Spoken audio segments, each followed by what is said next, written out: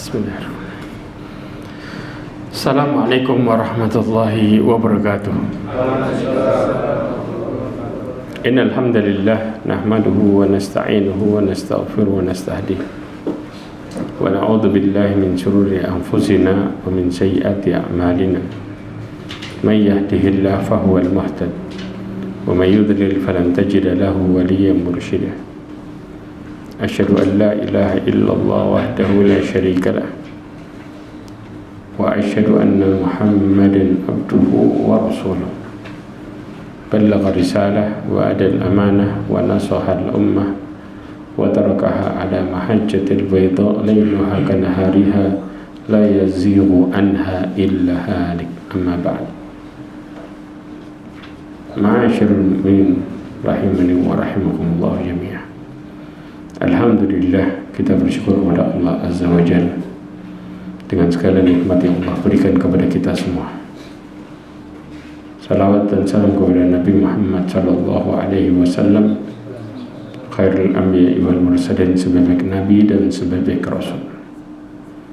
Ma'asyiral mu'minin rahimani wa rahimakumullah. Insyaallah kita akan lanjutkan pembahasan kita tentang kitab Ushul Tsalatsah. Ya, coba dibaca sampai ke yang ketahuilah, ya lam rahimakallah annahu yajibu ala kulli muslim, bahwa wajib bagi setiap muslim mempelajari 4 masalah. Ya, mempelajari 3 masalah. Ya, ketahuilah, semoga Allah Subhanahu wa taala merahmatimu, bahwa kita wajib mempelajari 4 masalah. Pertama, enggak, tiga. Wajib bagi setiap muslim dan muslimah, yajibu ala kulli muslim wa muslimah ta'allumu hadhil masail thalathah, mempelajari 3 hal berikut ini.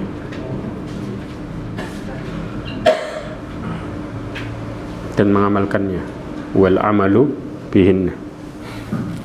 ketahuilah, semoga Allah merahmatimu, bahwa setiap muslim dan muslimah wajib mempelajari 3 masalah berikut ini dan mengamalkannya, yaitu pertama, bahwasanya Allah telah menciptakan kita dan memberi rezeki kepada kita, serta tidak membiarkan kita sia-sia. Bahkan Dia telah mengutus Rasul kepada kita. Barang siapa yang mentaatinya, maka ia masuk surga, dan barang siapa yang mendurhakainya, maka ia masuk neraka. Terus Dalilnya Allah Subhanahu wa taala berfirman dalam Quran Al-Muzammil ayat 15-16, yang artinya, sungguhnya kami telah mengutus kepada kalian, hai orang-orang kafir Mekah, seorang Rasul yang menjadi saksi atas kalian, sebagaimana kami dahulu telah mengutus seorang Rasul kepada Fir'aun. Maka Fir'aun mendurhakai Rasul itu, lalu kami siksa dia dengan siksaan yang berat. Masya Allah. Ma'asyiral mu'minin rahimani wa rahimakumullah. Coba perhatikan, mu'allif rahimahullah mengatakan tentang 3 perkara besar, ya, yang harus dipelajari oleh setiap orang. Ya, bicara Allah itu menciptakan kita. Ini bicara masalah tauhid apa ini? Rububiyah. Ya ikhwah, di dalam Quran tauhid rububiyah itu Allah jelaskan untuk mengaitkannya dengan tauhid uluhiyah. Karena Allah satu-satunya yang menciptakan kita, maka Allah satu-satunya yang berhak disembah. Ya, karena istilahnya, ya, perkara yang kedua nanti disebutkan tentang bagaimana seseorang itu, ya, harus menjauhi kesyirikan. Ya. Kemudian yang ketiga, bahwa mereka juga harus mentaati Allah Subhanahu, mereka harus mentaati Rasul, ya, sebagaimana mereka juga tidak boleh loyal kepada musuh-musuh Islam. Ya, loyal kepada siapa? Orang-orang kafir. Nanti ada penjelasannya masalah itu. Kita bicara yang pertama dulu. Allah Subhanahu wa taala menciptakan kita, bukan menciptakan begitu saja kemudian kita dibebaskan hidup semau kita sendiri, tapi menciptakan ada tujuan dan perjanjian di baliknya. Makanya Allah Subhanahu wa taala menciptakan, dikatakan annallaha khalaqana wa razaqana. Allah itu nyiptain dan ngasih fasilitas kita dalam hidup. Disebut dengan apa? Rizki. Jelas? semua fasilitas yang kita pakai, sampai seorang kemudian, kalau engkau mau bermaksiat dengan beberapa syarat. Yang pertama, jangan pernah engkau maksiat pakai fasilitasnya Allah. Mungkin nggak? Nggak mungkin. Yang kedua, jangan pernah engkau maksiat di tempat milik Allah. Mungkin? Nggak mungkin. Jangan pernah engkau bermaksiat sampai terlihat oleh Allah. Mungkin? Nggak mungkin. Ya sudah, kalau gitu jangan maksiat. Istilahnya seperti itu. Ya, ini banyak menyadarkan seseorang tentang bagaimana kalau kita ingkar. Karena yang jadi permasalahan, semua hidup kita pakai fasilitasnya Allah Azza wa Jalla. Maka Allah mengatakan di sini, ya, nyuruh kita buat apa? Buat taat kepada Allah Subhanahu wa taala. Makanya mu'allif mengatakan walam yatrukuna hamala, bahwa tidak akan pernah kita dibiarkan terlantar, akan tetapi kita diikat pakai aturan. Bal arsala ilaina rasula. Bagaimana caranya? Allah ngutus seorang manusia bagi manusia yang lain buat ngajari cara prakteknya. Praktek dalam perkara memenuhi perjanjian yang disebut dengan apa? Ibadah. Makanya Allah mengatakan, ya, wa ma khalaqtul jinna wal insa illa liya'budun. Perjanjiannya berupa ibadah tadi. Makanya Allah mengutus dalam bentuk manusia. Ya, faman ata'ahu dakhalal jannah. Orang yang mentaati Rasul, maka mereka pada dasarnya menunaikan perjanjiannya kepada Allah, maka mereka akan masuk surga. Sebagaimana Allah Subhanahu wa taala mengatakan, ya bani Israil adkuru ni'mati allati an'amtu 'alaikum wa aufu bi ahdi ufi bi ahdikum wa iyaya farhabun. Allah katakan, wahai bani Israil, ingatlah nikmat yang aku berikan kepada kalian. Tunaikan janji kalian kepadaku, aku akan tunaikan janjiku kepada kalian. Kita menunaikan janji kepada Allah berupa ibadah. Kemudian Allah menunaikan janji kepada kita, Allah akan kasih nikmat di balik ketaatan kita kepada Allah Azza wa Jalla. Ya, karena Allah mengatakan siratal ladzina an'amta alaihim. Bagi siapa? Bagi yang diberikan petunjuk. Yang menjalankan petunjuk Allah, Allah jamin hidupnya nikmat. Ini berupa janji Allah Subhanahu wa taala kepada hambanya. Kemudian waman asahu dakhalan nar. Barang siapa, ya, yang dia bermaksiat, menyelisihi Allah Subhanahu wa taala, mereka akan masuk neraka. Kenapa? Di sini ditunjukkan dalil, ya ikhwah. Dalil orang-orang kafir diancam dengan perbuatan yang pernah terjadi, yaitu Fir'aun. Makanya dikatakan inna arsalna ilaikum rasulan syahidan alaikum kama arsalna ila fir'auna rasulah. Allah ngajak ngomong siapa? Orang kafir Quraisy. Kami telah mengutus kepadamu utusan sebagai saksi sebagaimana diutus kepada Fir'aun. Fir'aun diutus kepada siapa? Nabi Musa. Ketika Fir'aun menyelisihi Nabi Musa, maka Allah kasih adab. Sama ketika kafir Quraisy menyelisihi Rasulullah, maka Allah kasih adab. Artinya permasalahan yang terjadi Allah sudah sebutkan sebab dan akibatnya. Maka Quran mengajarkan kepada kita tentang bicara sebab akibat yang jelas. Taat akibatnya jelas. Maksiat menyelisih akibatnya jelas. Dan itu akan berulang dari zaman ke zaman. Maka Islam memberikan kepada kita penjelasan yang sangat jelas. Bicara engkau melakukan ini ada akibatnya, engkau berbuat ini ada akibatnya. Jelas? Dan itu sudah sangat dicontohkan luar biasa. Nah, dari sini ada beberapa hal yang kita harus pahami.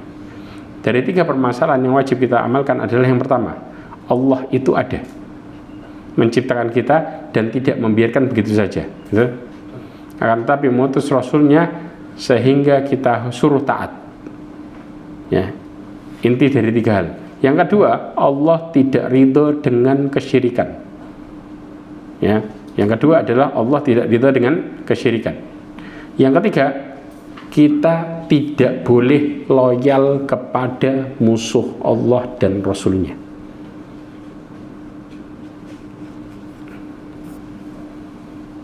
Ya, oke.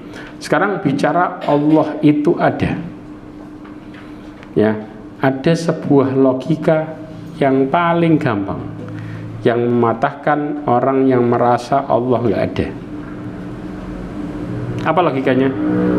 Abu Hanifah gambarin dalam perkataannya, ditulis oleh Imam Tahawi dalam disebutkan dalam Syarah Aqidah Tahawiyah, dan juga di dalam tafsir Ibnu Katsir disebutkan. Apa itu? Abu Hanifah mengajak debat orang ateis, ya, yang ngingkarin Allah itu ada. Ingkar dia, merasa mana Tuhan nggak ada, nggak kelihatan tuh, betul nggak? Oke.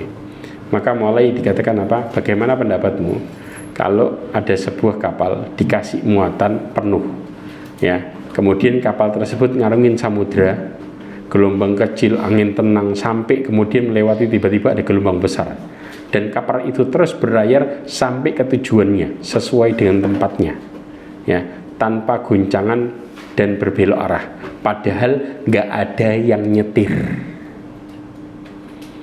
ya, tanpa ada yang mengendalikan. Maka orang tadi mengatakan nggak mungkin. Kita baru bicara kapal, belum ngomong kehidupan, cuman kapal. Kita kalau cerita kayak gitu ke orang, kata orang ngomong apa? Oh, ini orang berhayal nih, ya, mulai kena hayalan. Nah, orang ateis cuman diceritain kayak gini, logikanya kepatahkan.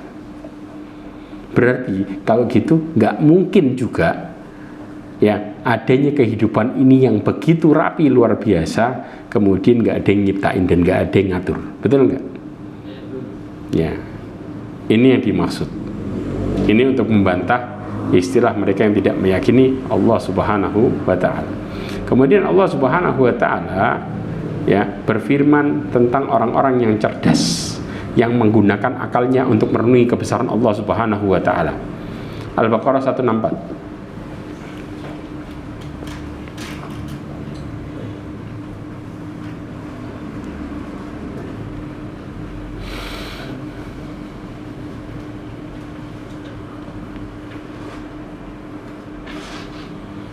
Sesungguhnya pada penciptaan langit dan bumi, pergantian malam dan siang, kapal yang berlayar di laut dengan muatan yang bermanfaat bagi manusia, apa yang diturunkan Allah dari langit berupa air, lalu dengan itu dihidupkannya bumi setelah mati. Kemudian tebarkan di dalamnya bermacam-macam binatang. Dan perpisahan langit dan awan yang dikendalikan antara langit dan bumi. Semua itu sungguh merupakan tanda-tanda kebesaran Allah bagi orang-orang yang mengerti. Nah, kita diajak berpikir di sini. Ini ayatnya. Allah katakan inna fi khalqis samawati wal ardi wa ikhtilafil laili wan nahari wal fulkil lati tajri fil bahri bima yanfa'un nas. Istilahnya paham enggak? Kapal, ya, yang mengarungi lautan membawa apa yang berguna buat manusia. Artinya, kita kalau ngirim barang kan pakai kapal tuh. Berguna enggak? Allah selamatin tuh barang. Pakai apa kalau Allah nggak ngatur? Karena kalau kita mikir nih, masuk air ya tenggelam, betul nggak? Tapi Allah buat kita jadi apa? Ngelewatinya bisa selamat. Siapa yang membuat kita bisa mengarunginya? Allah. Ya. Kemudian apa? Wa ma anzalallahu minas samai mimma'i fa ahya bihil arda ba'da mautiha. Istilah maut di sini, kalau kita bicara tanah itu kering, betul nggak? Kering nggak bisa tanamin apa-apa. Tiba-tiba turun hujan, jadi subur nggak? Otomatis. Jadi kalau istilah tanahnya mati, Allah turunin hujan jadi hidup lagi. Itu istilahnya ba'da mautiha. Jadi semua yang diturunin dari air dari hujan itu luar biasa. Sampai hal ini ya ikhwah, dipakai oleh para ulama menjelaskan tentang bahwa kalau orang itu bermasalah hormonalnya, mereka pakai apa? Air hujan. Betul enggak? Disuruh minum. Karena Allah Subhanahu wa Ta'ala menjelaskan, ya, fa ahya bihil arda ba'da mautiha, secara umum. Ya, ketika kemudian semua yang kemudian kena air hujan itu luar biasa, keberkahannya luar biasa, sampai ke tubuh manusia pun bermanfaat sebenarnya. Kenapa orang kemudian merasa, ayo kalau hujan-hujan nanti sakit? Ini prinsip yang salah, betul nggak? Allah akan ngasih seseorang sesuai dengan prasangkanya. Kalau dia berprasangka buruk sakit beneran. Tapi kalau dia berprasangka baik Kemudian apa yang terjadi? Sehat benar. Karena Allah menurunkan hujan pada dasarnya menurunkan keberkahan. Dan ini yang kemudian Allah ajak berpikir seseorang yang cerdas. Antum silakan googling manfaat air hujan, googling aja. Nanti akan keluar berbagai macam yang kemudian akan mematahkan banyak hal persepsi yang salah. Subhanallah ya ikhwan. Ya. Kemudian apa? Wa batha fiha min kulli dabati wa tasrifir riyah. Dikatakan Allah Subhanahu wa taala menyebarkan di muka bumi segala jenis hewan, baik yang bermanfaat ataupun yang jadi ujian. Ya, dan Allah juga apa? Mengatur angin, was-sahabi musakharin bainas sama'i wal ard, dan juga awan yang dikendalikan antara langit dan bumi.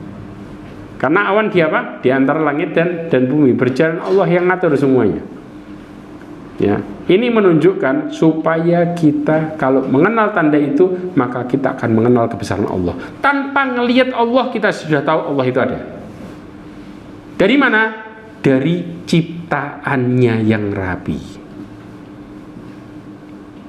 Antum tahu Allah Subhanahu wa taala mengatakan, ya, afala yanzuru ilal ibili kaifa khuliqat. Pertanyaannya, kok binatang kok dijadikan contoh onta? Antum tahu onta nggak? Kehebatannya gimana? Onta itu sekali minum sampai penuh, itu satu bak air full bisa diminum sekali minum sama dia. Nah, tapi dia bisa seminggu lebih nggak minum. Artinya dia nyimpen air. Dan dia bisa membawa dalam waktu 3 hari berjalan nggak berhenti barang sekitar 500 kilo. Satu onta bisa membawa setengah ton. Nanti Anda bisa googling tentang bagaimana onta. Dan onta untuk naik itu kayak naik kapal. Oh ya. Dan kemudian stabil lagi. Makanya onta ini binatang yang bisa ngarungin siapa? Ngarungin apa? Padang pasir. Antum, makanya para sahabat itu sampai pernah kejadian ketika mereka kehausan bawa ontanya disembelih, airnya diminum. Karena dia nyimpan banyak air. Itu luar biasanya. Jadi istilahnya kita bawa tandon berjalan. Kalau bawa onta, subhanallah. Dan onta itu binatang yang semuanya manfaat. Antum tahu kencing onta itu manfaat. Dalam hadis yang diriwayatkan Imam Bukhari dan Muslim, ya, di mana Rasulullah SAW ketika didatangi oleh orang-orang dari Urainah, mereka masuk Islam, kemudian mereka mengeluh sakit perut. Maka kemudian Rasulullah menyuruh kepada para pengembala onta zakat, kemudian dikasih sama para pengembala tersebut kencing campur susunya. Kemudian sembuh, subhanallah, kencing campur susunya. Antum bisa bayangin nggak? Sampai kencingnya pun manfaat. Makanya Allah katakan apa? Afala yanzuru ilal ibili kaifa khuliqat. Kemudian zaman Nabi Saleh, Allah Subhanahu wa taala ciptakan onta keluar dari batu. Dalam posisi hamil, dalam posisi air susunya keluar terus. Seberapa banyak diperah nggak pernah berhenti. Onta. Dan onta itu binatang yang sangat-sangat setia. Tapi dia juga pencemburu berat. Kalau ada jantan yang lain yang menggoda betinanya, maka onta rela untuk berantem sampai mati. Kalau nggak mati nggak berhenti. Kemudian onta itu, kalau sudah orang baik sama onta, maka ketika majikannya datang lagi 10 tahun lagi, onta masih ingat. Dari ciptaannya yang segitu dahsyatnya, antum bandingkan sama binatang lain, onta nggak ada apa-apanya. Ya, onta yang terbaik, luar biasa. Kuda nggak sekuat onta. Onta binatang yang paling kuat, luar biasa. Makanya cara nyembelihnya onta nggak ada istilah disembelih. Ya, antum pernah nemuin onta disembelih? Nah, yang ada orang belum nyembelih onta, dianya udah ketendang. Jadi nggak mungkin pakai nyembelih. Maka istilah pakai onta Allah mengingatkan dengan istilah apa? Nahar. Fasholli lirabbika wanhar. Nahar ini dipakai untuk unta. Kenapa? Caranya bagian lehernya yang mau ke dada itu disobek. Jadi cara bunuhnya paling gampang. Tidak pakai antum jatuhin kemudian disembelih, tidak pakai. Cukup disobek, keluar darahnya banyak, kemudian meninggal sendiri. Maka diistilahkan dengan kata-kata nahar. Jadi cek aja, onta disembelih, tidak ketemuan onta disembelih. Ya, mana yang lebih cepat antara nahar sama dabah? Nyembelih sama nyobek, lebih cepatan mana? Antum ngadepin unta 100, satu orang cukup. Tapi kalau ngadepin 10 sapi, 5 sapi aja, ada istilah satu orang cukup. Nah, orang 2 sapi aja udah mungkin-mungkin kadang-kadang, betul nggak? Makanya Allah buat onta meninggalnya paling gampang. Jadi subhanallah, kita kalau ngerinci onta keutamaannya luar biasa. Ini menunjukkan bagaimana Allah menciptakan hewan yang begitu luar biasa dahsyatnya. Kemudian onta itu kalau antum tahu makanannya apa? Tahu nggak? Tanaman yang kering yang durinya segini-segini di padang pasir. Bukan kaktus, ranting-ranting yang kering itu lah. Ya, itu ranting itu biasanya di padang pasir banyak. Antum buka tanaman padang pasir, durinya panjang-panjang segini-segini. Itu kalau kita kena dikit, oh luar biasa darah. Kena dikit langsung darah kita. Ya, onta makan itu kayak makan kerupuk. Langit-langitnya kuat luar biasa. Dari sini aja sudah subhanallah. Allah gambarin kehidupan yang luar biasa. Kemudian juga Allah Subhanahu wa taala menjelaskan tentang kita ini bukan buat main-main. Ya. Yaitu surat Al-Mu'minun ayat 115-116.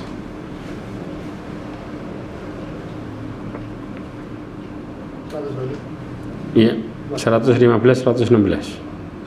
Maka apakah kamu mengira bahwa kami menciptakan kamu main-main tanpa ada maksud, dan bahwa kamu tidak akan dikembalikan kepada kami? Maka Maha Tinggi Allah, Raja yang sebenarnya, tidak ada Tuhan yang berhak disembah selain Dia, Tuhan yang memiliki arsy yang mulia. Ya, Allah mengatakan afa hasibtum annama khalaqnakum abatha wa annakum ilaina la turja'un. Maka apakah kamu mengira bahwa sesungguhnya kami menciptakan kamu secara main-main, ya, dan bahwa kamu tidak akan pernah dikembalikan kepada kami? Pertanyaannya, ya, bagaimana Allah Subhanahu wa taala mengistilahkan dikembalikan kepada kami? Allah menggambarkan secara detail dikembalikan, artinya akan ada pertanggungjawaban itu di Al-Qiyamah 36-40. Coba baca pelan-pelan. Ayat ini ngajarin kita, ya, buat bantah, lo kan sudah mati. Betul apa enggak? Sudah enggak jadi apa-apa, tinggal tulang ekor. Gimana caranya? Nah, Allah jelasin ini. Apakah manusia mengira dia akan dibiarkan begitu saja tanpa pertanggungjawaban? Terus? Bukankah dia mulanya hanya setetes mani yang ditumpahkan ke dalam rahim? Terus? Kemudian mani itu menjadi sesuatu yang melekat. Lalu Allah menciptakannya dan menyempurnakannya. Lalu Dia menjadikan darinya sepasang laki-laki dan perempuan. Bukankah Allah yang berbuat demikian berkuasa pula menghidupkan orang mati? Coba perhatikan ayat ini baik-baik. Ketika orang berpikir, ya mati ya sudah mati, karena habis gitu sudah nggak jadi apa-apa, lah bangkitnya gimana? Ya ikhwah, mana yang lebih kecil antara sisa tulang ekor sama setetes mani? Kecilan mana? Mani, sah. Tulang ekor itu masih bentuk, lah mati bentuknya gimana? Paham ya? Tapi Allah ngingetin kita, dari mani aja Allah bisa ciptain, apalagi setulang ekor. Di sini ayat ini menunjukkan kalau Allah bisa menciptakan kita dari awalnya belum ada dan belum siapa-siapa dan bukan apa-apa, kemudian tiba-tiba jadi sempurna, maka ngulanginya lebih gampang. Betul nggak? Ya. Apalagi ngulanginya sudah ada dasarannya, betul nggak? Ini sebelumnya cuman sekedar istilah kita air, Paham ya? Antum taruh mani kemana aja, bentuknya ngikutin bentuk tempat yang ditaruh. Dan mani itu yang dipakai jumlahnya berapa? Buat hamil. Hah? Satu biji kan? Satu itu antum mikroskop seberapa kecilnya? Hah? Sel lagi. Hah? Setetes itu kebanyakan. Betul nggak? Iya. Nah, ini yang Allah ingetin ke kita. Ya, ingetin engkau akan dipertanggungjawabkan, dibalikin lagi. Allah aja bisa nyiptain dari yang kemudian sel. Ya, kemudian jadi manusia, apalagi ketika kita sudah jadi hancur dan tulang, Allah balikin lagi, lebih gampang lagi. Ini ayat ngingetin kita luar biasa dengan kata-kata itu. Bukankah Allah ya, yang berbuat demikian berkuasa menghidupkan orang yang mati? Berarti pertanggungjawabannya terletak di mana? Ketika orang dibangkitkan, mereka akan merasakan secara total pertanggungjawaban semuanya. Makanya Ali bin Abi Thalib mengatakan al-yaumi amal bila hisab wa ghadan hisabu bila amal. Hari ini adalah waktunya beramal, bukan waktunya untuk dihisab. Besok waktunya untuk dihisab, dipertanggungjawabkan, dan bukan waktunya untuk beramal. Ya, ini yang kemudian dimaksud juga dalam ayat ini. Kemudian Allah Subhanahu wa taala berfirman dalam hadis qudsi. Ya, Allah Subhanahu wa taala mengatakan tentang rasulnya, "Innama ba'atstuka li'abtaliyaka wa abtaliyabika." Perhatikan, sesungguhnya aku mengutusmu untuk mengujimu dan menjadikanmu bahan ujian bagi manusia. Tahu istilah maksudnya mengutusmu untuk mengujimu? Jadi Rasulullah SAW diperintahkan buat mentaati aturan Allah. Maka disebut dengan apa? Menguji. Menguji itu kan ada dua sisi, antara mengerjakan sama enggak. Betul enggak? Berarti Rasulullah diancam yang sama enggak? Diancam yang sama persis. Nah, dan juga untuk menjadi apa? Bahan ujian bagi manusia. Pertanyaannya, Rasulullah diutus sebagai apa? Nah, ada 3 tugas besar Rasulullah diutus. Perhatikan baik-baik. Yang pertama adalah mengenalkan sifat-sifat Allah. Kenapa mengenalkan sifat-sifat Allah? Dari sini kita punya modal dan punya dasaran buat deketin Allah, karena kita tahu sifat Allah secara detail. Jelas, akhirnya orang apa? Semakin bertauhid karena mereka mengenal Allah. Yang kedua, menjelaskan apa yang dicintai oleh Allah agar dijalankan, dan apa yang dibenci oleh Allah agar ditinggalkan. Yaitu aturan tadi, halal haram. Ya, tentang aturan perkara yang wajib dan yang haram. Paham ya? Kemudian yang ketiga, mengingatkan adanya hari pembalasan. Diulangi lagi. Allah mengutus Rasulnya berapa tugas? Di antaranya apa? Yang pertama apa? Mengenalkan sifat Allah. Terus? Menjelaskan apa yang dicintai untuk dilakukan dan apa yang dibenci untuk ditinggalkan. Terus? Selanjutnya Sahih. Betul. Ya. Kemudian tentang hari pembalasan, surat Ghafir ayat 46. Siapa yang paling bangkang di antara manusia? Siapa? Paling bangkang di antara manusia siapa? Fir'aun. Bagaimana Allah kasih tentang masalah pembahasan Fir'aun? Coba di sini perhatikan. 46. Kepada mereka diperlihatkan neraka pada pagi dan petang, dan pada hari terjadinya kiamat. Lalu kepada malaikat diperintahkan, masukkanlah Fir'aun dan kaumnya ke dalam azab yang sangat keras. Ya. Tahu kapan diperlihatkan neraka pagi dan petang? Ayat ini maksudnya apa? Ayat ini menjadi dasaran bahwa adab kubur itu ada. Jadi di dalam kuburnya Fir'aun itu diperlihatkan neraka pagi malam. Terus diperlihatkan neraka adab. Orang kalau melihat adab gimana rasanya? Bukan sekedar stres, bukan sekedar takut, badannya ikut rusak. Ya, Yang membuat kita muncul berbagai macam penyakit gara-gara apa? Stres. Sahih. Lah ini kalau kemudian melihat adab yang sangat mengerikan, siang malam gimana kondisinya? Ditambah lagi sambil diadab dengan keras lagi.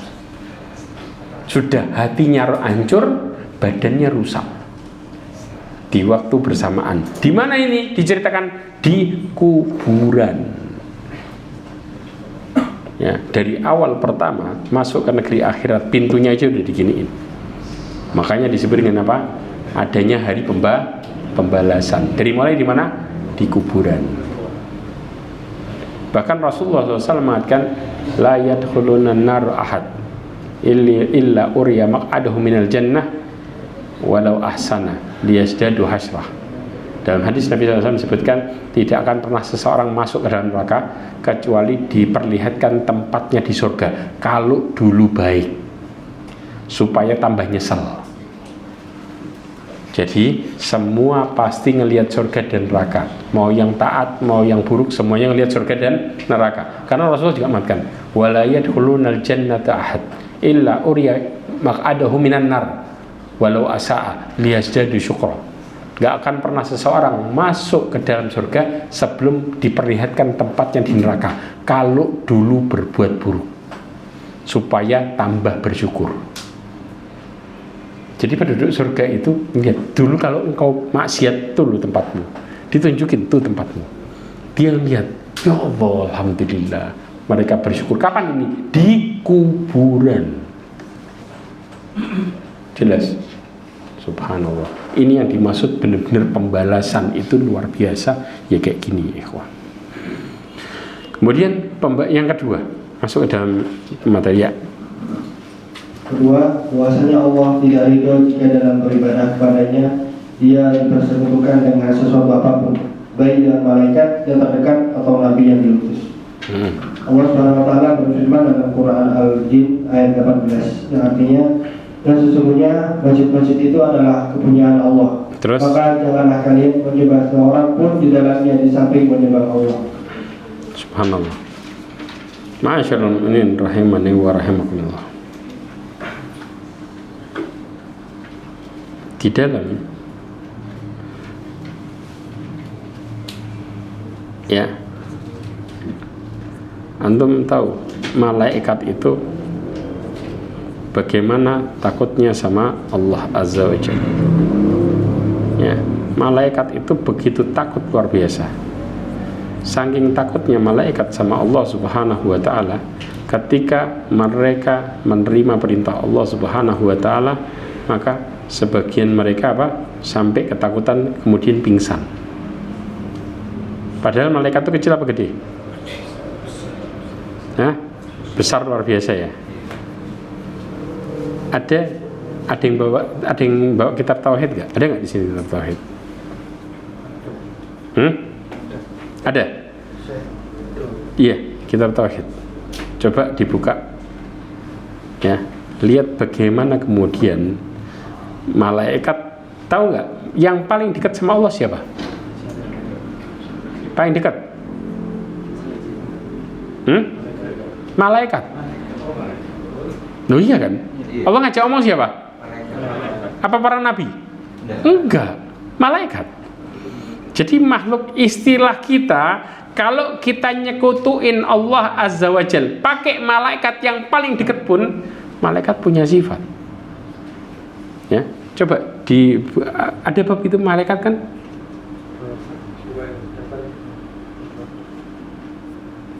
Ada malaikat nggak di situ? Bab berapa itu? 16. Apa judulnya itu? Keadaan para malaikat sebagai makhluk Allah yang paling perkasa dan rasa takut kepada. Nah, persis.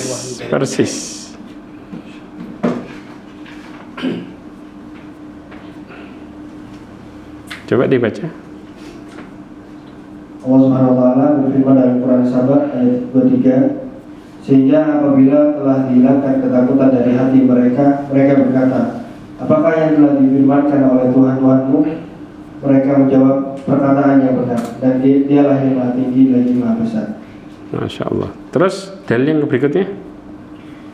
Dalil berikutnya diriwayatkan dalam Sahih Al-Bukhari dari Abu Hurairah radhiyallahu anhu bahwa Nabi SAW bersabda yang artinya, apabila Allah menetapkan perintah di atas langit, para malaikat mengepakkan sayap-sayapnya karena patuh akan firman-Nya. Nah, terus Seakan-akan firman yang didengar itu seperti geberincing rantai besi yang ditarik di atas batu bata. Terus Hal itu membanggakan mereka sehingga mereka jatuh pingsan karena ketakutan.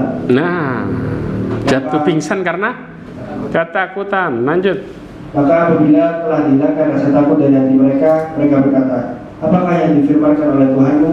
Mereka menjawab, perkataan yang benar. Nah, Dan dialah yang maha tinggi lagi maha besar. subhanallah ya ikhwah.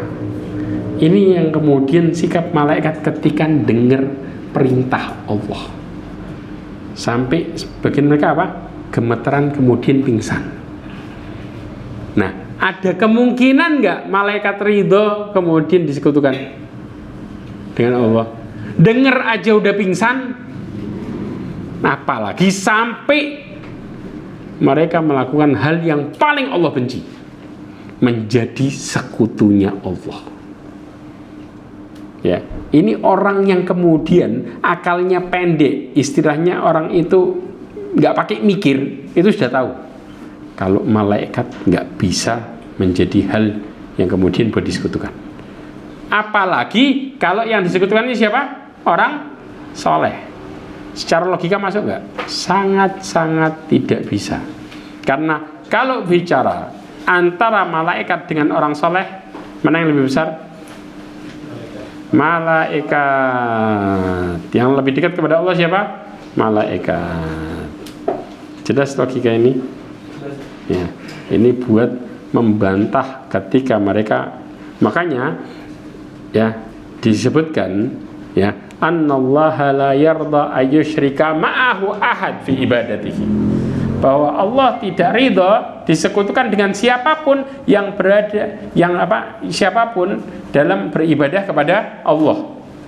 Disebutkan oleh penulis hal yang paling dekat kepada Allah. Siapa? Malaikat. La malakun muqarrab wala nabiyyun mursal. Bahkan nabi yang diutus pun nggak akan. Dalilnya apa? Wa annal masajida lillahi falatad'u ma'allahi ahada. Coba dibaca dalilnya. Surat Al-Jin ayat 18, di situ ada. Dan sesungguhnya masjid itu adalah kepunyaan Allah, maka jangan kalian menyembah seseorang pun di dalamnya di samping menyembah Allah. Ya, oke. Sekarang kita berbicara secara umum tentang bahaya syirik. Perhatikan baik-baik secara global.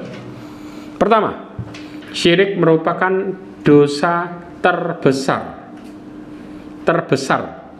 Jadi di rentetan dosa besar paling besar nomor 1 adalah syirik. Kenapa? Karena syirik telah menjatuhkan hak utamanya Allah. Makanya kenapa Rasulullah SAW berdoa buat orang Taif, orang-orang yang menyembah Allah semata dan tidak menyekutukannya sama sekali. Karena bicara Allah menciptakan manusia, hak utama yang tidak bisa ditoleransi adalah masalah ibadah kepada Allah. Ketika hak utamanya Allah dilanggar, maka seluruh perbuatannya Allah tolak habis. Karena syarat mutlak menjadi seorang manusia dan perjanjian terbesar dalam ibadahnya adalah tauhid. Ketika dilanggar, maka semuanya batal. Jadi tidak mungkin orang musyrik disebut sebagai hamba Allah, walaupun amal yang lainnya sempurna. Jelas? Jadi orang musyrik dikeluarkan dari kata-kata hamba Allah. Mari selesai. Antum tahu nggak? Sampai Imam Ibnu Qayyim mengatakan ya tentang syarat untuk masuk surga yang terbesar dan paling mutlak. Semua penghuni surga pasti punya ini. Kalau nggak punya ini, nggak akan pernah jadi penghuni surga. Yaitu apa? Tauhid. Makanya kenapa tauhid harus dipelajari? Karena syarat utama penghuni surga dan semua pasti punya, yaitu tauhid. Begitu mereka punya kesyirikan, ya, maka mereka akan Allah Subhanahu wa taala jadikan mereka penghuni neraka. Muncul pertanyaan kadang-kadang di kita, Ustaz, kira-kira nih, kalau ternyata mereka punya syirik kecil, paham ya, syirik kecil, kira-kira mereka bisa nggak menjadi penghuni surga?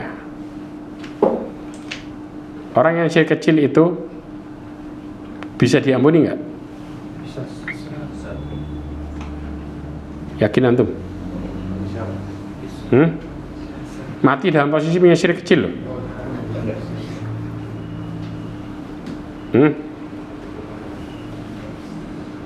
Paham maksudnya? Mati dalam posisi punya syirik kecil. Ya. Disebutkan oleh Syekhul Islam Ibnu Taimiyah. Masalah syirik kecil ini.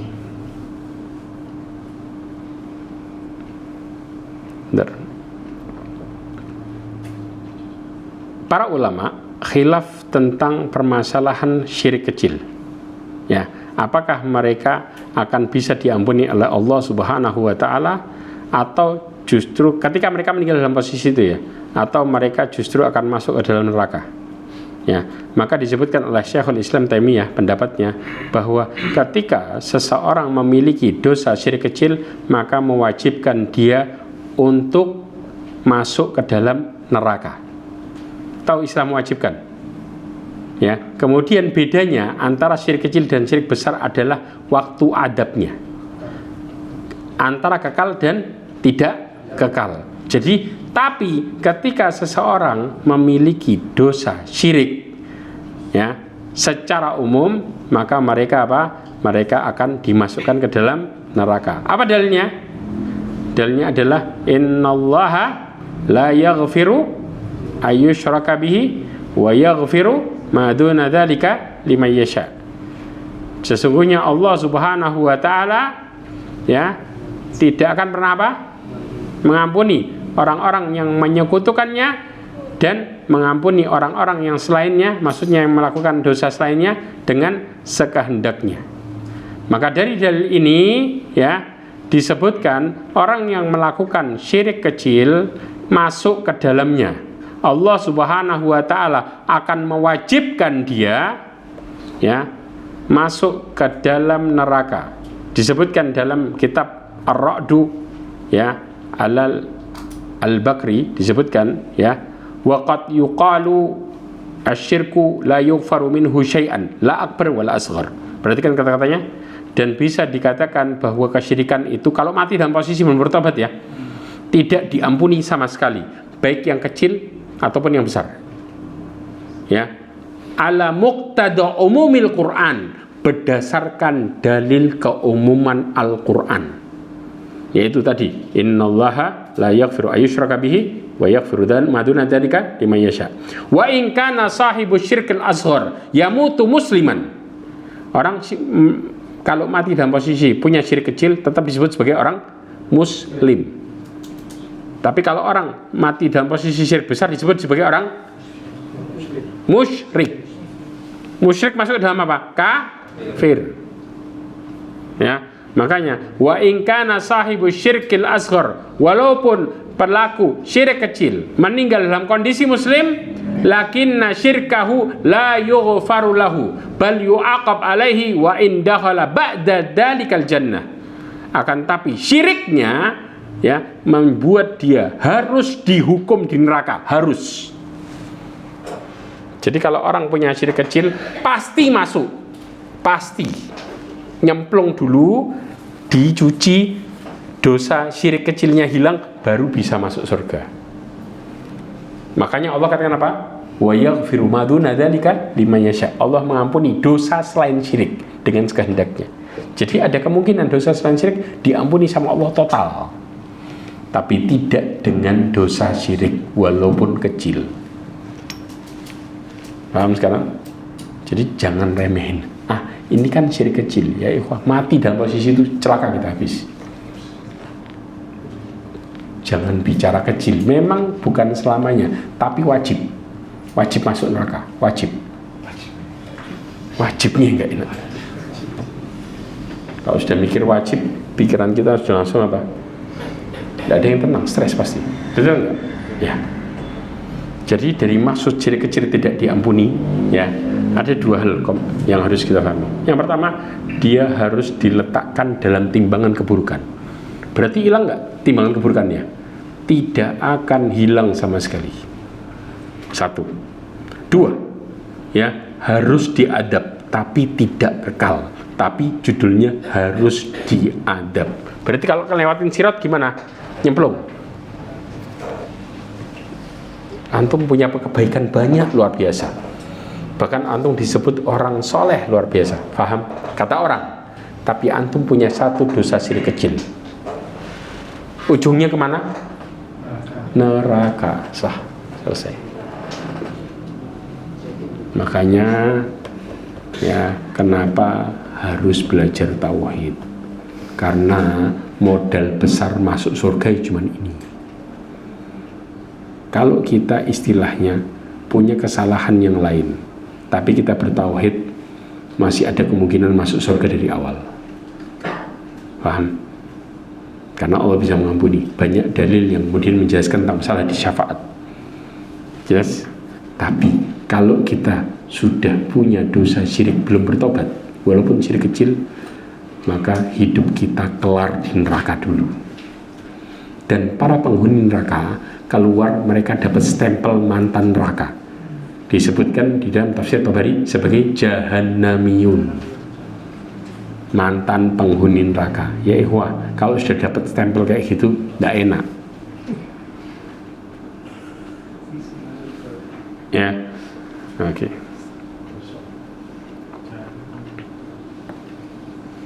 Ini pendapatnya Syaikhul Islam Taimiyah. Kemudian apa?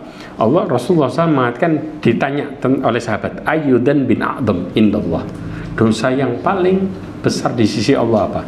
Nomor satu yang Rasulullah sebutkan adalah anta ja'alulillahi niddan wa huwa khalaqaka. Engkau menjadikan Allah sebagai sekutu sedangkan Dia yang menciptakanmu. Istilah sekutu di sini mereka tetap disebut ibadah sama Allah, betul nggak? Tapi barengan sama Allah itu yang disebut sekutu.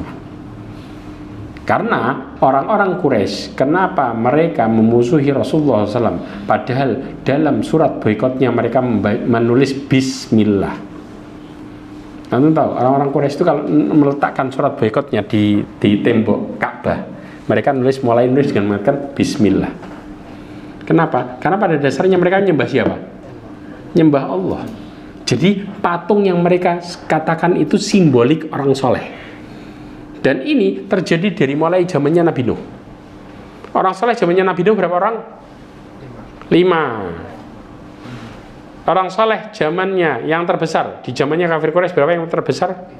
3. 4. Apa? Lata, Uzza, Manat, Hubal. Ini orang soleh terbesar. Jadi semua simbolik orang soleh. Dan mereka cuma mengatakan apa? Sampaikan ke Allah.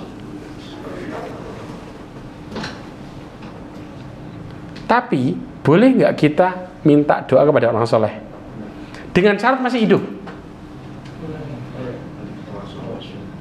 Paham ya? Kalau sudah mati, judulnya siapapun nggak boleh. Rasulullah boleh nggak disampaikan kepada Allah? Kalau boleh, sahabat sudah ngelakuin. Padahal kuburannya Rasul di samping dia enggak. Nah, sekarang cara mematahkan logika. Loh, kan orang soleh ini kan sebagian deketin sama Allah, sebagai perantara. Nemuin raja aja pakai menteri. Cara matainnya gimana?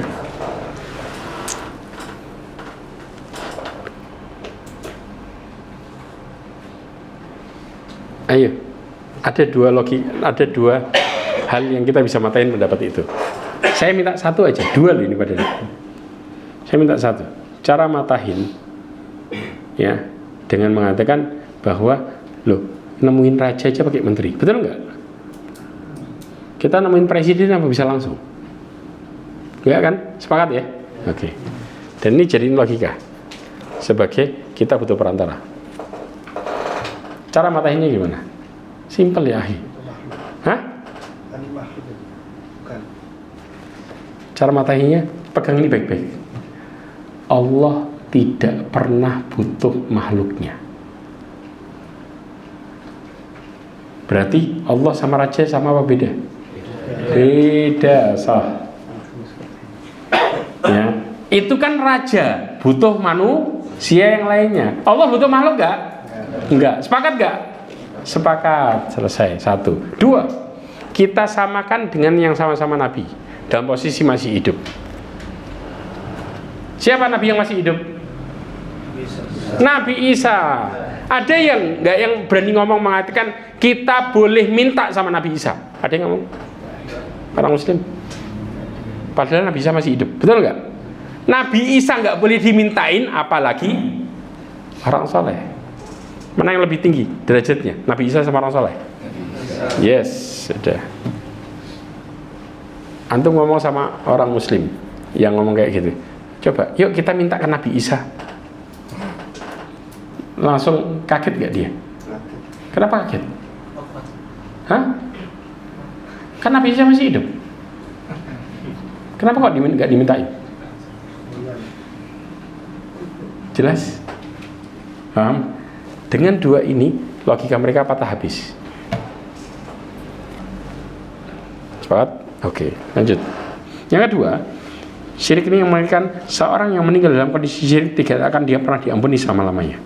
Dan Allah sebutkan barusan tadi An-Nisa 48. Innallaha la yaghfiru ayyushraka bihi wa yaghfiru ma duna dzalika liman yasha. Kemudian Rasul juga mengatakan apa? Man mata wa huwa yad'u min dunillahi niddan dakhalan nar. Wa qultu ana man mata wa huwa la yad'u min dunillahi wa huwa la yad'u lillahi niddan dakhalan jannah.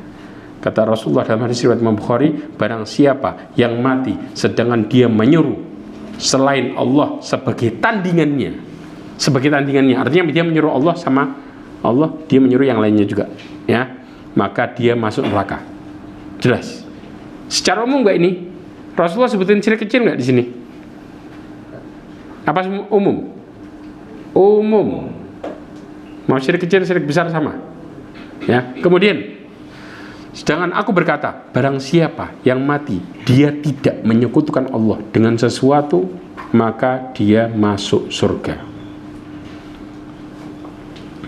Coba perhatikan, Allah Subhanahu wa ta'ala ngasih gambaran orang yang syirik ini, ya, nggak mungkin masuk surga dengan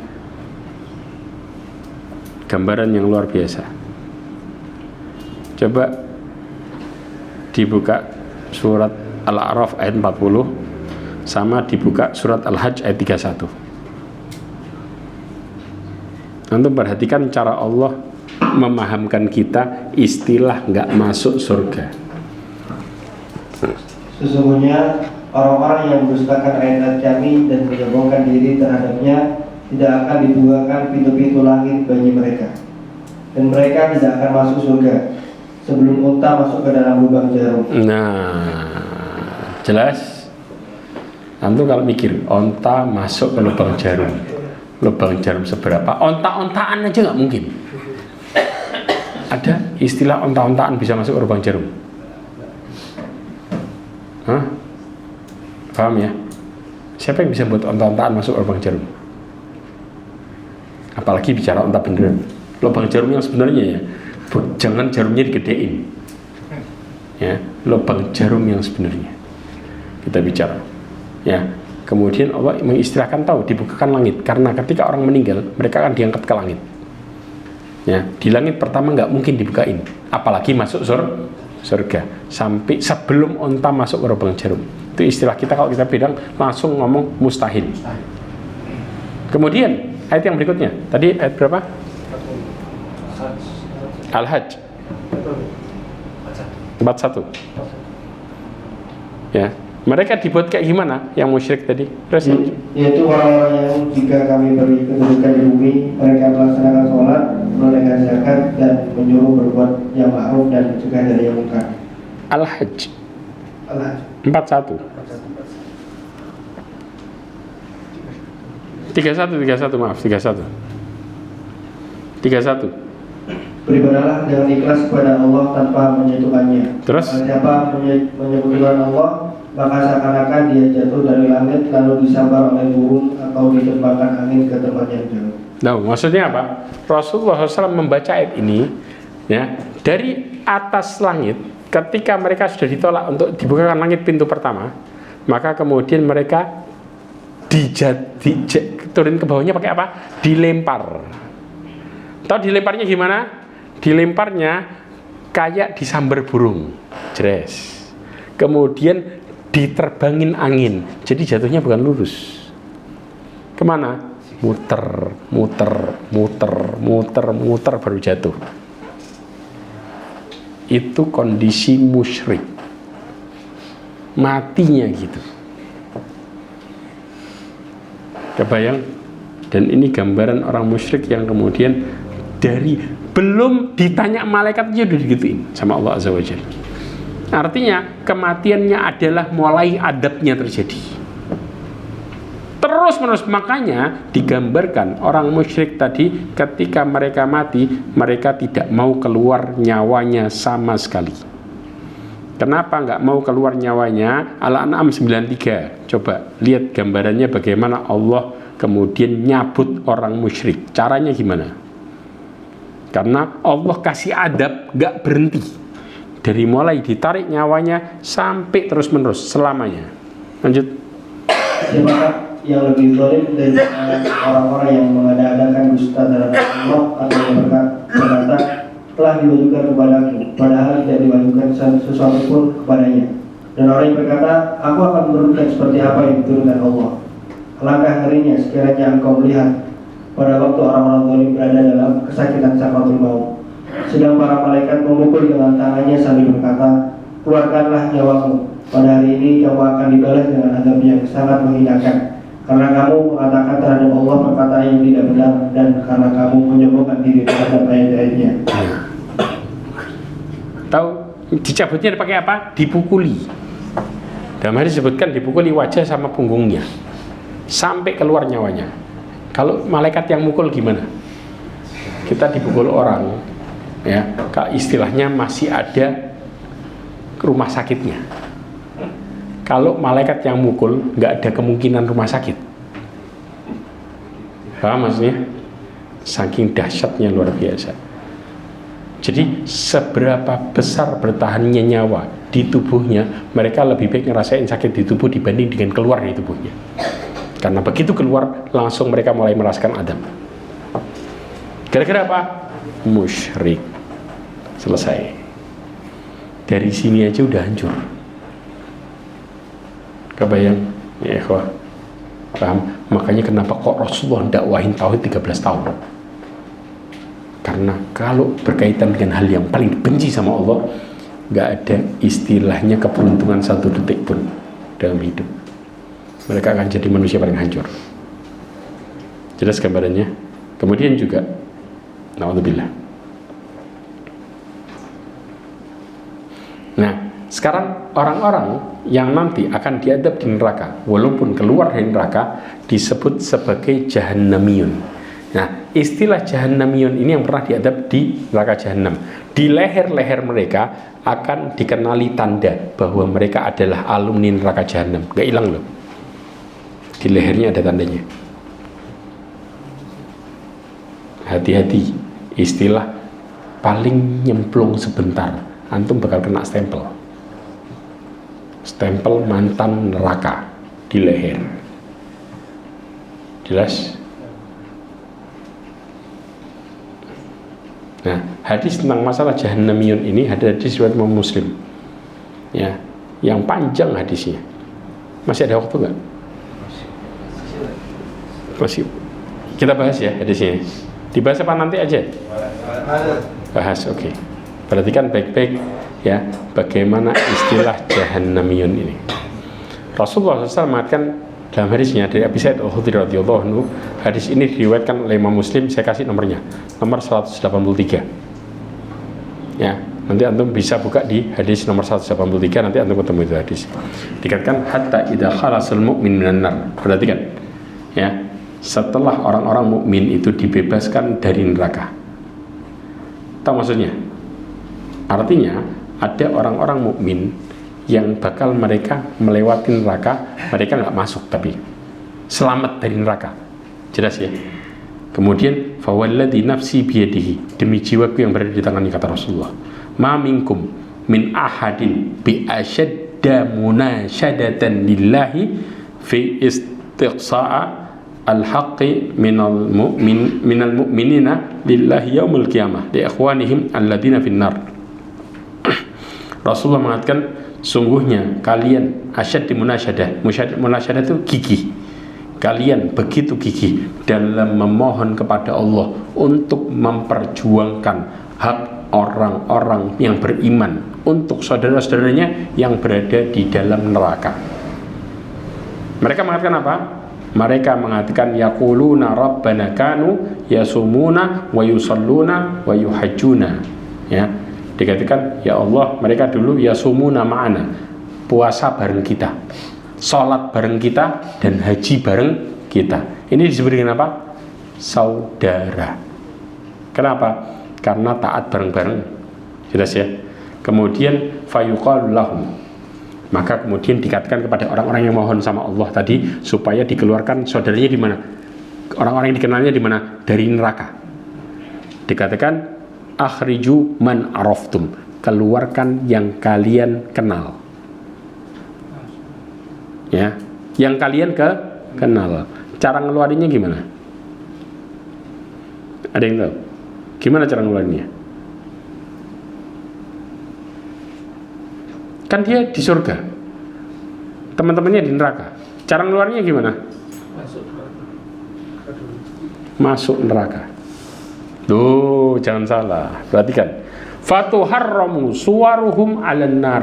Badan mereka diharamkan kesentuh api neraka. Karena apa? Rasulullah mengatakan bi'asyad di munasyadah, gigih, saking kepinginnya pada selamat dari neraka, mereka masuk ke dalam buat nyari satu-satu, kemudian dikeluarin. Ini pentingnya antum berteman sama orang benar. Kebayang? Subhanallah. Kemudian setelah itu apa? Fayukhrajuna khalqan katsira qad ata ittakhadatin nar ila nisfi saqihi wa ila rukbatihi. Ya, dikeluarkan banyak orang sudah kebakar sampai ke setengah betisnya, sampai ke lututnya. Jadi Allah bakar seseorang dari mana? Dari bawah. Jadi tergantung dosa. Makanya Abu Thalib itu yang dibakar apanya? Kakinya. Antum jangan salah, kaki. Dia kan pakai sendal dari neraka, paham ya? Kakinya yang dibakar, betul nggak? Tapi saking panasnya sampai jalan ke otak. Otak itu paling atas tuh. Ya, itu efeknya, efek adab tuh kayak gitu. Dia ngerasa adabnya paling pedih, padahal itu paling ringan. Yang dibakar apanya? Kakinya. Tapi yang mendidih kepalanya, jalar loh itu, jalar. Bukan karena apa? Jalar. Saking panasnya luar biasa. Nanti kalau ngerasain panas gimana? Nyamber gak badannya? Yes. Yes, kayak gitu kan badannya. Ya.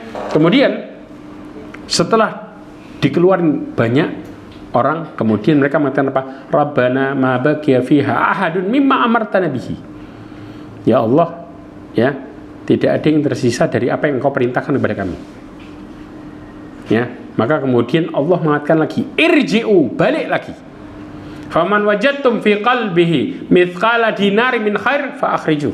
Barang siapa yang kalian dapati di dalam hatinya 1 dinar kebaikan, sebesar dinar kebaikan, keluarin. Maka dikeluarin banyak orang. Ya, kemudian mereka mengatakan lagi, Rabbana ma baqiya fiha ahadun mimma amartana bihi. Ya Allah, tidak ada yang tersisa dari apa yang Engkau perintahkan kepada kami. Kemudian Allah mengatakan lagi, irji'u, balik lagi. Faman wajadtum fi qalbihi mithqala nisfi dinar min khairin fa akhrijuh. Barang siapa yang kau dapati setengah dinar di hatinya dari kebaikan, kebaikan. Ada pahala nih, setengah dinar, keluarin. Dikeluarin banyak orang. Ya, setelah dikeluarin banyak orang, Kemudian mereka mengatakan lagi, Rabbana lam nadar fiha mimma amartana fi. Ya Allah, kami tidak meninggalkan apa yang Engkau perintahkan kepada kami. Kemudian setelah itu Allah mengatakan lagi, irji'u, balik lagi, faman wajadtum fi qalbihi mithqala darratin min khair fa akhriju. Barang siapa yang kalian dapetin di dalam hatinya sekecil apapun dari kebaikan, keluarin. Akhirnya apa? Dikeluarin. Kemudian mereka mengatakan lagi, Rabbana lam nadar fiha khaira. Kami tidak meninggalkan apa? Di dalamnya kebaikan. Kemudian disebutkan oleh Abu Sa'id Al-Khudri, meriwayatkan dengan mengatakan, illam tusaddiquni bihadzal hadits. Kalau engkau enggak percaya hadis ini, maka bacalah ayat Allah Subhanahu wa taala, ya, surat An-Nisa ayat 40. Apa kata surat An-Nisa ayat 40?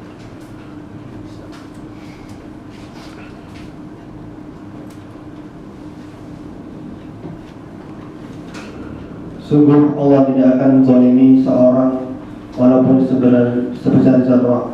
Dan jika ada kebajikan sekecil zarrah, niscaya Allah akan melipat gandakannya dan memberikan pahala yang besar. Nah, jelas. Setelah itu apa yang terjadi? Fayaqulullah azza wa jalla. Maka Allah mengatakan syafa'atil malaikah. Malaikat ngasih syafaat mulai itu. Ya, kemudian syafa'an nabiyun. Para nabi ngasih syafaat. Syafa'al mu'minun, orang-orang mukmin memberikan syafaat. Lam yabqa illa arhamar rahimin. Ya. Kemudian apa? Setelah semuanya memberikan syafaat, tidak tersisa, ya, tidak ada yang tersisa kecuali Zat yang Maha Penyayang dari semua yang penyayang. Kemudian Allah Subhanahu wa taala, apa yang terjadi? Menggenggam neraka.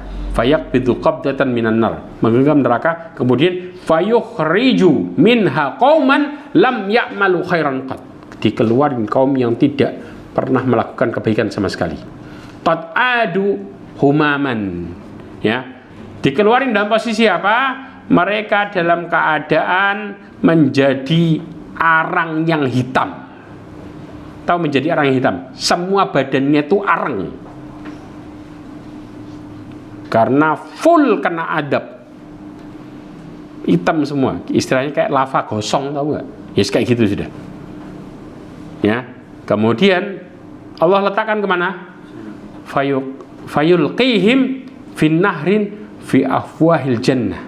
Maka mereka dilempar oleh Allah Azza wa Jal, ya, ke dalam sungai dari sumber air surga. Yang disebut apa? Yang disebut dengan apa? Yuqalu nahrul hayah, disebut air kehidupan.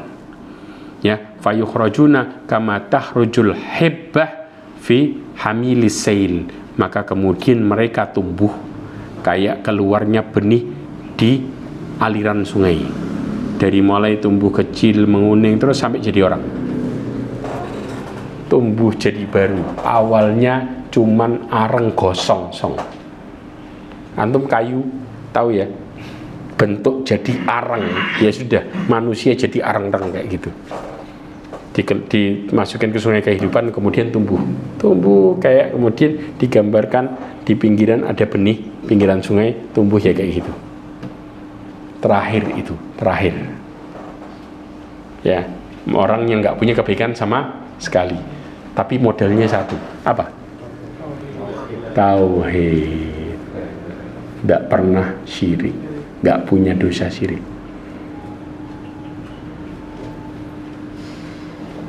Terutama syirik besar, nggak ada. Paham? Sampai di kayak gini ya, ikhwah. Kemudian terakhir, yang ketiga adalah seseorang yang melakukan kesyirikan, maka Allah akan gugurkan seluruh amalnya. Dari mulai kapan? Balik sampai hari itu, semuanya dibatalkan total. Az-Zumar 65, kemudian Ali Imran 59,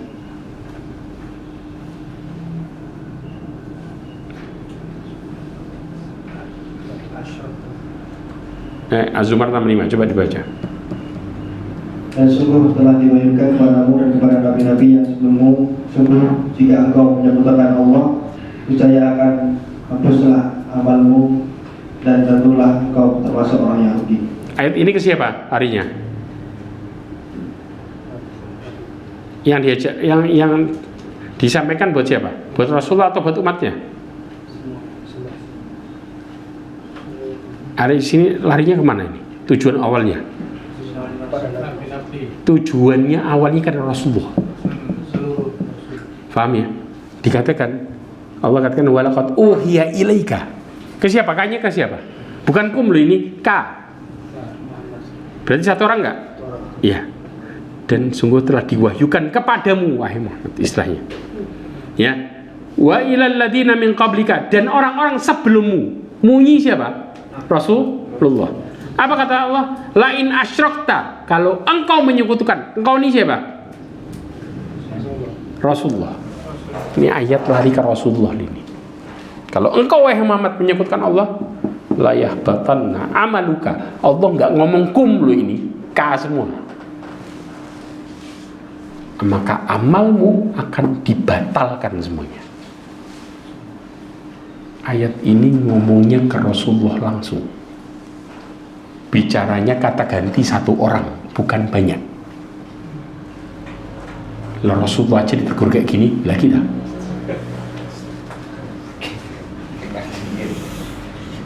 Paham ya? Ini maksudnya. Bahkan Allah Subhanahu wa taala ya menggambarkan bagaimana Nabi Isa.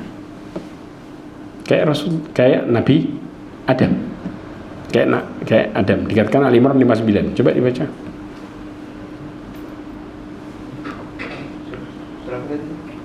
Ali Imran 59. Nanti ada kaitannya dengan Al-Maidah 75. Sesungguhnya perumpamaan penciptaan Isa bagi Allah seperti penciptaan Adam. Dia menciptakannya dari tanah, kemudian dia berkata kepadanya jadilah, maka jadilah sesuatu itu. Ya, Nabi Adam yang disembah, Nabi Isa yang disembah, itu nyiptainnya sama kayak Nabi Adam, ciptaan Allah kan? Oke, bukan Tuhan kan? Oke, kemudian lanjut lagi, ya, kalau mereka sebut Tuhan, kenapa kok mereka makan? Al-Maidah 75.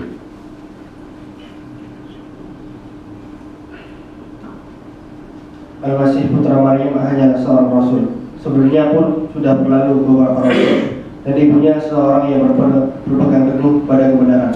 Keduanya bisa memakan makanan. Perhatikanlah bagaimana kami menjelaskan ayat-ayat tanda-tanda kekuasaan kepada mereka ahli kitab. Kemudian perhatikanlah bagaimana mereka dipalingkan oleh keinginan. Nah, ini bantah Tuhan kok makan. Berarti kalau makan bukan Tuhan kan? Nah, artinya sekelas yang disekutukan Nabi Isa sekalipun Allah jelasin Nabi Isa itu manusia.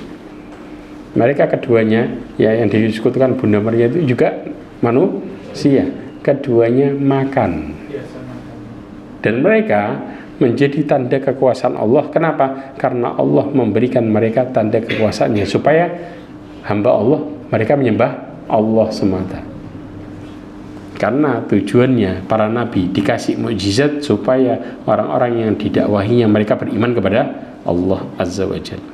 Jelas? Kemudian insya Allah pembahasan yang ketiga dan yang berikutnya kita bahas di pertemuan yang berikutnya karena sudah jam 9. Sebelum saya tutup ada pertanyaan satu aja. Jangan banyak-banyak, waktu nggak cukup. Ada pertanyaan? Iya, Fadil. Terkait tentang hadis amalan surat An-Nur, apa derajatnya sahih? Karena baca surat Al-Mulk yang terhindar dari kubur. Ya, yang setiap hari dibaca sama Sebelum tidur.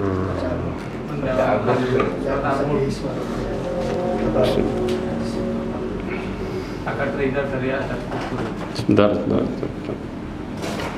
maka di derajatnya itu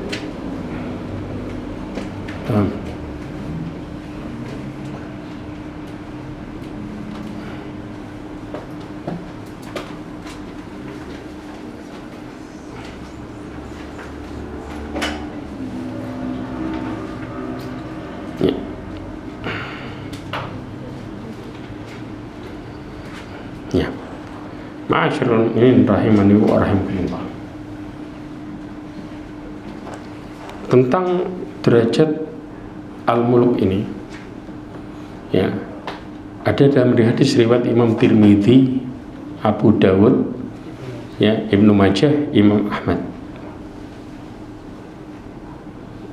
Ya, tapi yang jadi permasalahan, ya, disebutkan oleh Imam Syaukani tentang masalah di sini bahwa Abbas Al-Jusaimi tidak mengetahui, ya, dari Abu Hurairah. Tapi Ibnu Hibban menyebutkan perawi yang lain. Ya, itu yang dimaksudkan. Ya, jadi hadis ini pada dasarnya memiliki penguat dari hadis yang diriwayatkan dari Anas ibn Malik yang dikeluarkan oleh Imam Tabrani dalam kitabnya Mu'jamul Kabir dengan hadis yang sahih. Jadi kalau istilahnya, penilaiannya, hadis yang diriwayatkan oleh Imam Tirmidzi ini kedudukannya hasan. Hasannya karena ada penguat, ya.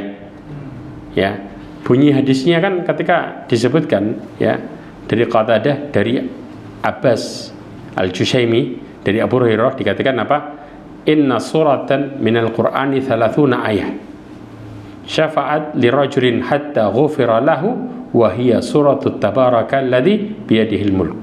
Ya, hadis ini jadi hasan. Sesungguhnya ada satu surat di Al-Qur'an, ya, 30 ayat dan dapat memberikan syafaat bagi yang siapa? Bagi yang baca, ya, sampai diampuni, yaitu tabarakal biyadil mulk, yaitu surat Al-Mulk. Kemudian para ulama yang lainnya mengatakan, ya, diantaranya Syekhul Islam Taimiyah mengatakan bahwa hadis ini kedudukannya sahih. Ya. Kemudian ada hadis yang lain juga. Ada hadis yang lain yang diriwayatkan oleh Imam Tirmidzi, ya, yang menyebutkan tentang dia akan menjadi penyelamat dari adab kubur. Itu yang dimaksudkan. Hadis yang bunyinya seperti itu yang diriwayatkan oleh Abu Hurairah kedudukannya dhaif karena ada perawi namanya Yahya ibn Amr ibn Malik, ya, kemudian ada Yahya ibn Ma'in, kemudian Abu Zur'ah, ya, dan juga Abu Dawud, ya, yang menilainya secara dhaif. Kemudian hadis yang lainnya juga memang ada yang dihasankan karena ada periwayat yang lain yang sahih. Jadi kalau ada hadis dhaif kemudian ada penguatnya, mereka jadi naik jadi hadis hasan. Ya, paling enggak jadi hasan li ghairihi. Ini cara menilai hadis ini. Ya. Kemudian ada hadis yang lainnya juga tentang baca surat Al-Mulk sebelum tidur. Ya. As-Sajdah sama Al-Mulk sebelum tidur. Kedudukannya mengatakan bahwa hadis ini hadis yang gharib dan cacat. Ya, disebutkan oleh Ibnu Hajar Al-Asqalani. Kenapa? Karena dikatakan ada seorang periwayat namanya Abu Zubair. Dia merupakan mudallas. Tadlis, tahu tadlis? Tadlis itu nyembunyiin periwayat yang lain. Jadi contoh nih, ya. Jadi ada periwayat yang bermasalah kemudian disembunyikan. Itu namanya tadlis. Dia suka mentadlis hadis.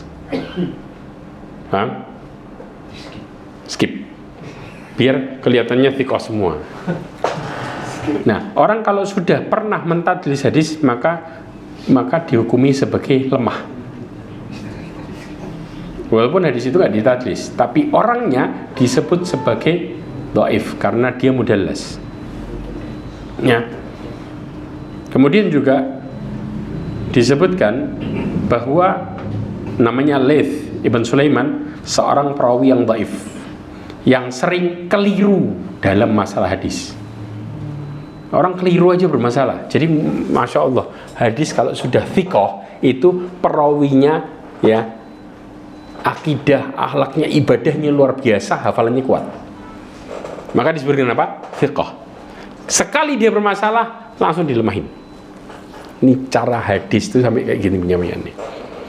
Jadi orangnya diteliti satu-satu. Sampai pernah Imam Bukhari melemahkan hadis padahal orang ini dipercaya. Paham ya? Antara sama manusia, tapi dia pernah ngelihat ada orang yang mau diambil hadisnya tapi berbohong sama kuda.